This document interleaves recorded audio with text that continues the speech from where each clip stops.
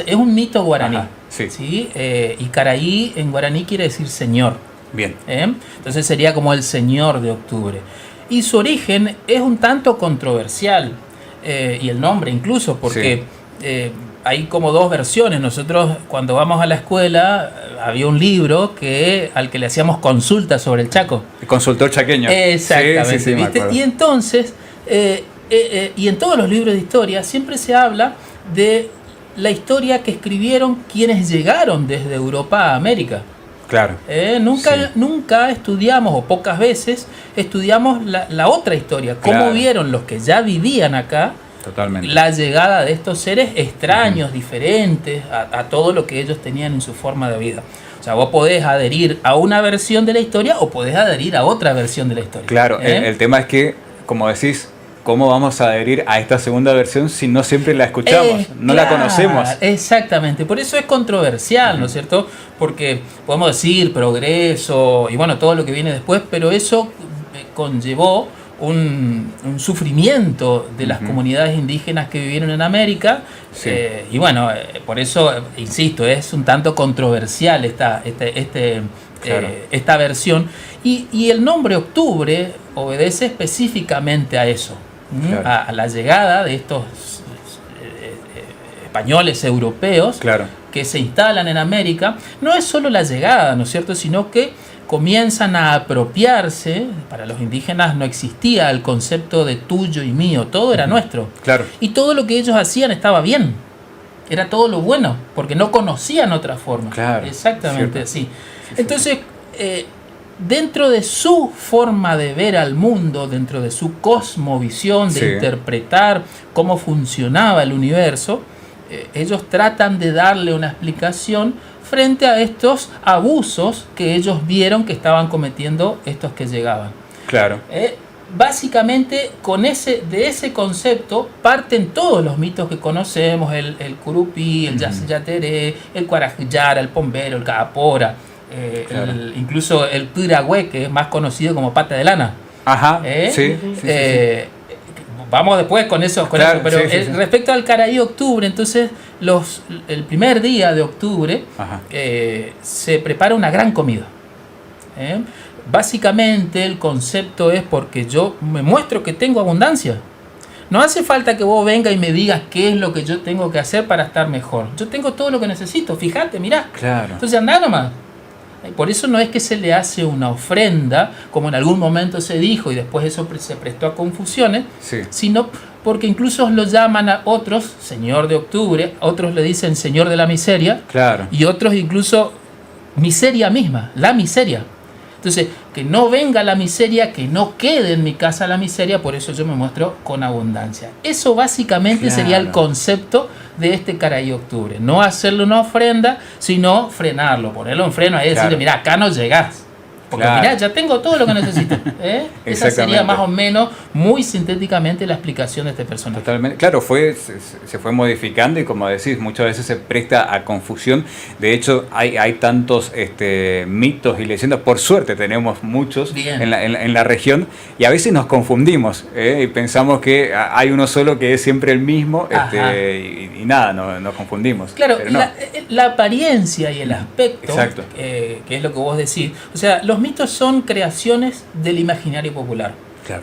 Que parten, en este caso, los guaraníes, de su cosmovisión, de su forma de interpretar al mundo, que en algún momento forman parte de la formación, valga la redundancia, del mundo, ¿no es cierto?, del génesis y de todo lo que ellos entendían cómo se generó el universo, y que cuando aparecen, yo decía, pero entonces le empiezan a atribuir todo lo malo a estos seres. Claro. Y a estos personajes que venían de afuera. Sí. Y la explicación entonces era, echamos mano a lo que nosotros creemos. Por eso la mayoría se dice duendes, son bajitos. Claro. De barba. Siempre tienen un sombrero y con barba. Claro, de barba, de aspecto dejado. Claro. Porque están simbolizando o están dándole características físicas que eran la contextura que tenían las personas que venían de Europa.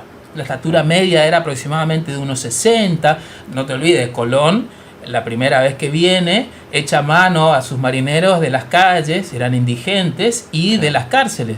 Entonces, no eran muy buenitos que digamos esos españoles que llegaron. Entonces, ese es el aspecto andrajoso, 3 meses en barco, 100 hombres, solo hombres.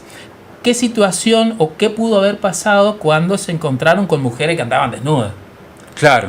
¿Entendés? Totalmente. Entonces, cuando los guaraníes, que tuvieron los mismos problemas que nosotros hoy, cuando ellos se dan cuenta de que estaban teniendo un problema por los abusos que cometían esos hombres con sus mujeres, con las mujeres de su comunidad, ¿cómo explicamos esto? Nosotros tenemos un personaje que es el que protege a las embarazadas, y entonces ahí es cuando empiezan a tejer las historias y comienza el imaginario popular a asignarle características físicas. ¿Me explico? Claro. Pasa lo mismo con el Yacyretá, que es el comúnmente decimos el duendecito que anda a la siesta, que te puede raptar, que te convida a algo dulce. No es agresivo, no es un ser de edad adulta, sino que tiene apariencia de un niño, de cabellos rubios, se dice, y que no es agresivo, sino que te convida miel o algo dulce que te puede gustar. Como que te atrae. Exactamente. Él imita el canto del crespín, ¿no es cierto? Pero ¿qué pasa? Por los calores o por la costumbre, dormían la siesta los adultos, y la única forma que podían asegurarse de que vos no andes por la calle, que ¿cómo hacías? Te asustan. Vení a dormir la siesta. Claro. Pues si no te va a llevar. Sí. ¿Viste? Lo mismo pasa con el Cuarajara. Yo te nombraba recién al piragüés pata de lana. Pata de lana. El pata de lana, yo no lo conozco.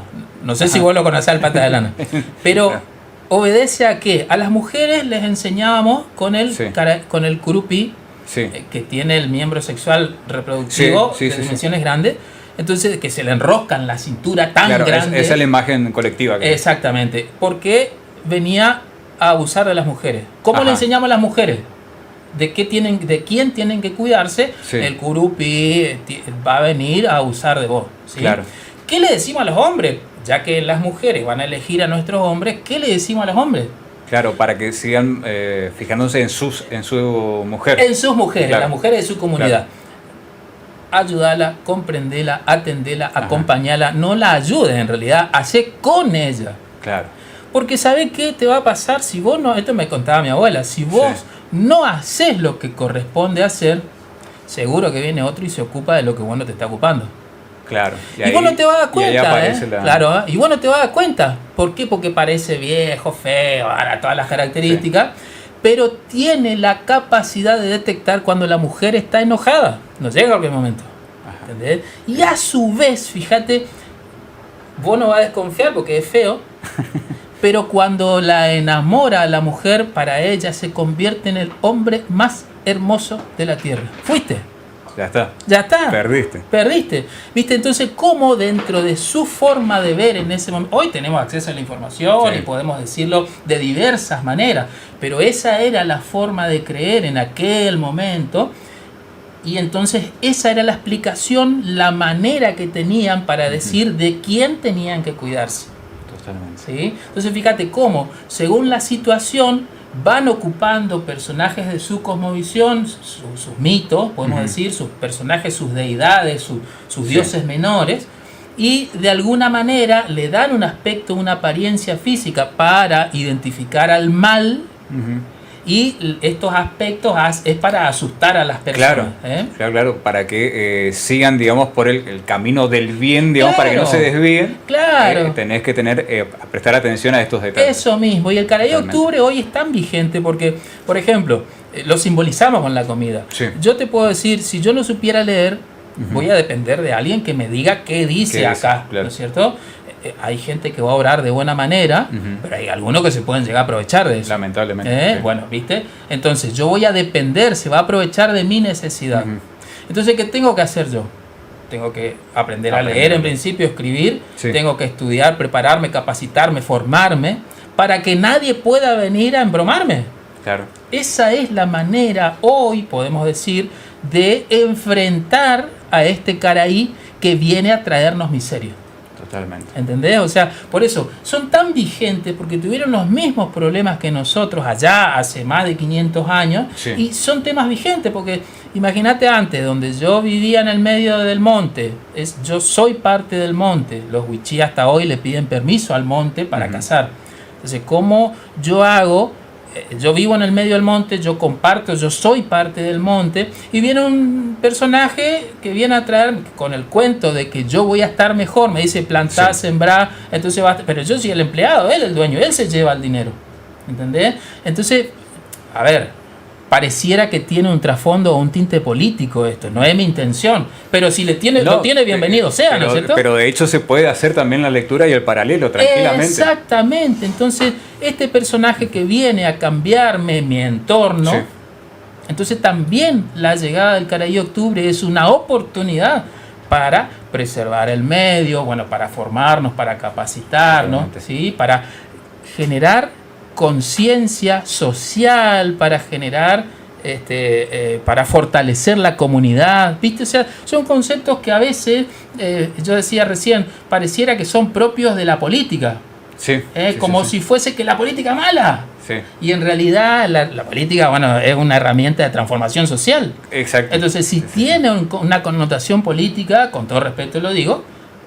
bienvenido sea, ¿no es cierto? Claro. Porque nosotros lo representamos hoy con la abundancia de comida, pero la abundancia espiritual, la abundancia de conocimiento, nunca viene mal. ¿No es cierto? Bueno, eso es lo que, de esa manera es que el Caraí viene a traernos, en un momento decían miseria, pero nosotros igual, no es que le ofrecemos, sino que tratamos de ahuyentarlo, de espantarlo, de correrlo. Le ponemos ahí un límite. Yo no voy a abrirle la puerta a alguien que viene, que yo sé que me va a venir a traer miseria, venir a sentarte a comer mi comida, yo te ofrezco mi comida. No, al contrario. La idea es echarlo, espantarlo. Totalmente. Estaba pensando, claro, fueron muchas las comunidades y siguen habiendo comunidades originarias en otras latitudes, en otras regiones aquí de Latinoamérica. ¿Tiene algún paralelo el Caraí? Todas las comunidades indígenas se parecen, tienen un común denominador, como aprendemos en la escuela. O viste por ahí, qué sé yo, siendo a otro extremo, la otra vez contábamos sobre una película y hablábamos de nuestro mito del lobizón. Aquí lo llamamos lobizón, pero hombre lobo, etcétera, etcétera, va cambiando de nombre y prácticamente todo el mundo tiene la misma imagen con distintos nombres. En este caso sería algo similar. Claro, viste, por eso te digo, todas las comunidades indígenas se parecen porque el común denominador es estar en contacto con la naturaleza. Exacto. Entonces, en cierta manera van a parecerse, van a cambiar por ahí los conceptos, a veces está un poco más, un poco menos. Respecto, ya que vos lo nombrás al lobizón, en la región, en América del Sur al menos, no hay lobos. No hay lobos.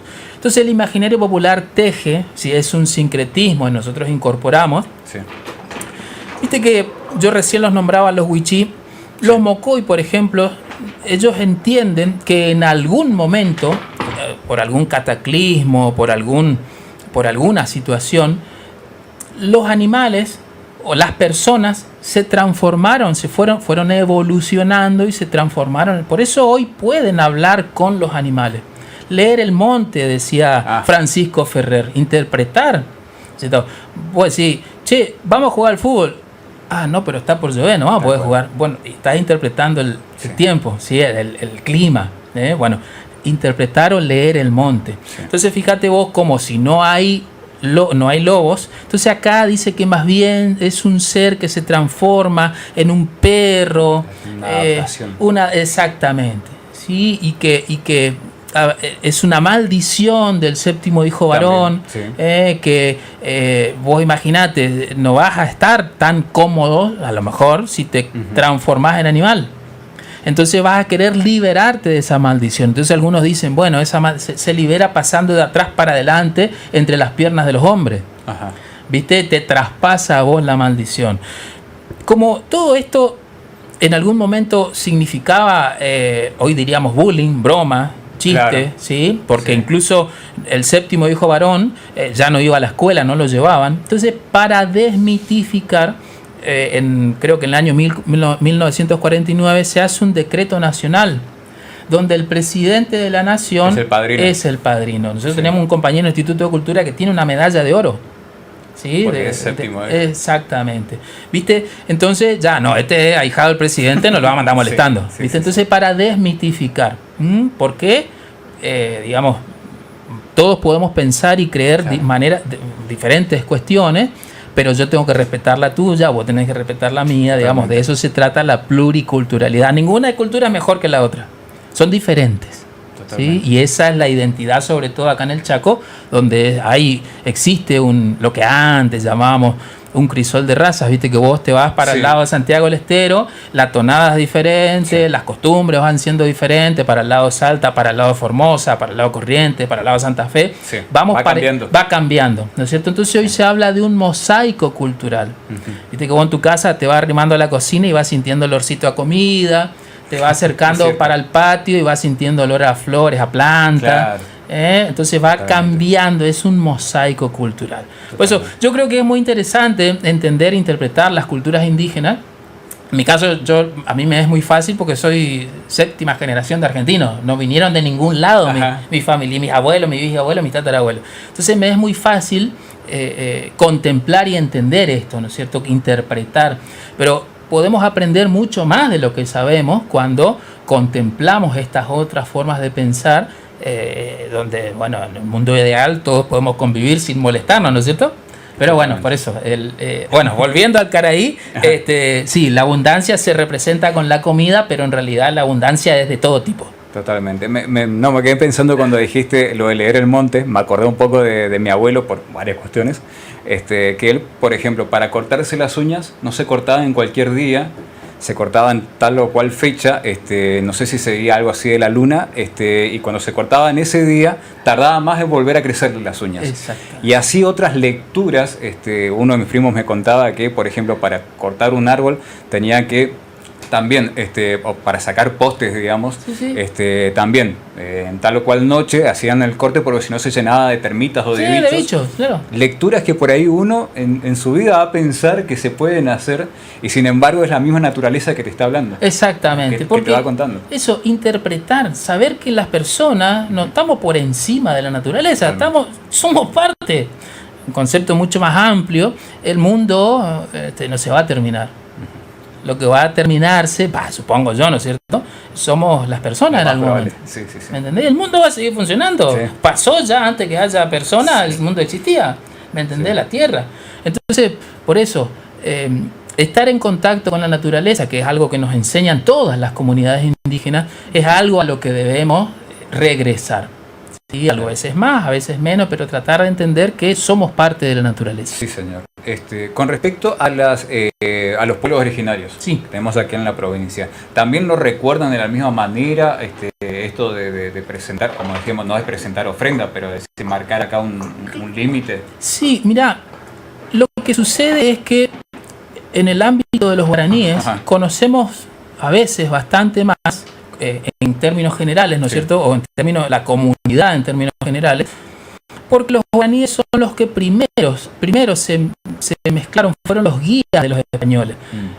Viste que trajeron la religión católica y para el ámbito guaraní existía también como una santísima trinidad, digamos, Padre, Hijo y Espíritu Santo, una cosa así. Entonces los religiosos de la época dijeron, este es el lugar propicio, le cambiamos los nombres y venga para acá. Entonces, bueno, fueron los primeros guías y a su vez de los que más conocemos porque son los que primero se frecuentaron con los españoles. En el caso de los indígenas del Chaco, lo que sucede es que le sacaban un poco de monte. Hoy el impenetrable se llama así, no porque los indígenas no podían ingresar, sino porque el español no podía penetrar, ¿no es cierto? Le sacaban un poco de monte, se escondían otro poco. Le sacaban otro y se iban reclutando en ese lugar que era un almacén, una muralla, un refugio natural.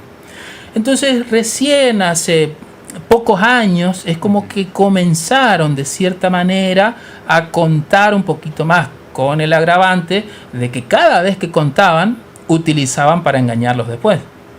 Entonces muy mesurado, muy con todo respeto, ¿no es cierto? Y está bien que lo hayan hecho, ¿sí? Sí, claro. Entonces en ese sentido por ahí es como que cuesta más enterarse o buscar o ir al fondo de la cuestión, pero sí se hacen ofrendas a la naturaleza, se busca desde otros aspectos también frenar el avance no tengo específicamente la información de que con un personaje determinado, claro. Aparte nosotros hoy tenemos 3 comunidades indígenas, sí. ¿Sí? Con Wichí y Mocoy. También dicen que están los Vilelas, los Ximpi.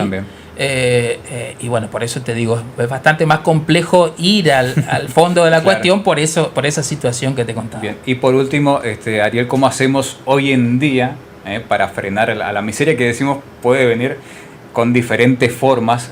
A veces no es una miseria específicamente hablando de los alimentos, claro, económica, digamos, como lo popular, sí. Puede ser económica, puede ser también de conocimiento, etcétera, ajá. etcétera. ¿Cómo hacemos para ponerle, ¿no es cierto?, nuestro límite y ausentarlo? Viste que hoy se usa un término que es la posverdad, ¿sí? Que es repetir tanto una mentira hasta que se vuelva verdad. Sí.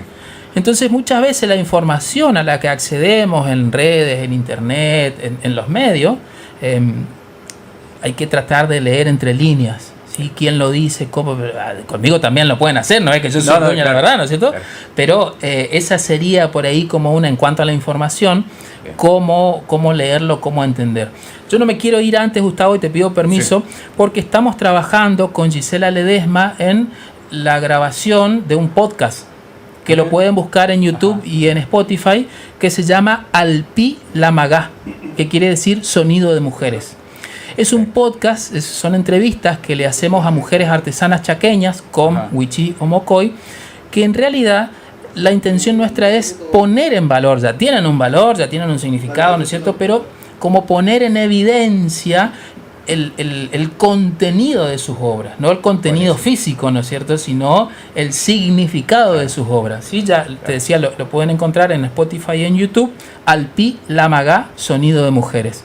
Y que, bueno, ya estamos trabajando en el 3er episodio, así que ya tienen 2 para escuchar. Perfecto. Bueno, en tal caso, bueno, estamos en tiempo de pausa, pero sí. En otra ocasión vamos a retomar. Dale. Tema, Mil gracias por darme esta oportunidad. Es algo que me apasiona hablar de esto. Espero que vos también te hayas sentido cómodo, sí, la audiencia también, ¿no es cierto? Que se haya sentido a gusto. Si por ahí digo algo que suena incómodo, también pido disculpas, porque bueno, la historia tiene esa no dualidad, pero sí esas 2 versiones. No, pero uno tiene que estar, digamos, con la cabeza preparada, claro. También para saber, porque a veces si solamente escuchamos la parte que no conviene, entonces estamos escuchando la versión incompleta. Claro, incompleta, exactamente. Bien, muchísimas gracias.